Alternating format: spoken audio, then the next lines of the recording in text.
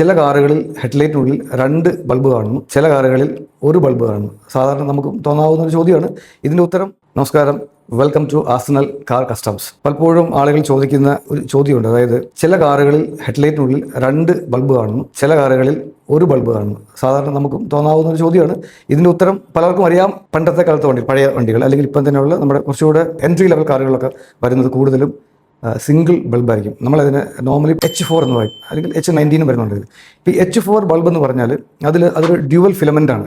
നമ്മുടെ law ബീമും high ബീമും ഒറ്റ ബൾബിൽ തന്നെ 2 ഫിലമെൻറ്റിൽ ഇൻകോർപ്പറേറ്റ് ചെയ്തിരിക്കുകയാണ്. ഹൈ ബീം നമ്മൾ ആക്ടിവേറ്റ് ചെയ്യുമ്പം ആക്ച്വലി ലോ ബീം ഓഫ് ആകുന്നുണ്ട്. രണ്ടും അറ്റ് എ ടൈം ഒന്നിച്ച് വർക്ക് ചെയ്യുന്നില്ല. നേരെ മറിച്ച് ഇപ്പോഴത്തെ പുതിയ ന്യൂ ജനറേഷൻ വണ്ടികളിൽ നമുക്ക് രണ്ട് ബൾബ് കാണാം. അതിന് കാരണം അത് ഹൈ ബീമും ലോ ബീമും രണ്ടും 2 സെപ്പറേറ്റ് ബൾബുകളാണ്.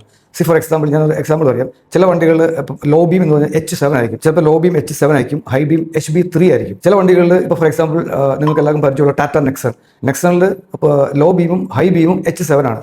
രണ്ടും സെപ്പറേറ്റ് ആയിട്ട് തന്നെ ഓപ്പറേറ്റ് ചെയ്യുന്നുണ്ട്. നമ്മൾ ലോ ബീമിൽ പോയിക്കൊണ്ടിരിക്കുന്ന വണ്ടി നമ്മൾ combination switch high beam activate ചെയ്യുമ്പോൾ ഹൈ ബീം ആക്ടിവേറ്റ് ആവുകയും ചെയ്യും, പക്ഷേ at the same time low ബീമും വർക്കിങ്ങിലായിരിക്കും. എന്തുകൊണ്ടാണ് 2 ബൾബുകൾ LED വണ്ടികൾ വരുന്നത് എന്നുള്ള കാര്യം മനസ്സിലായി. Thank U.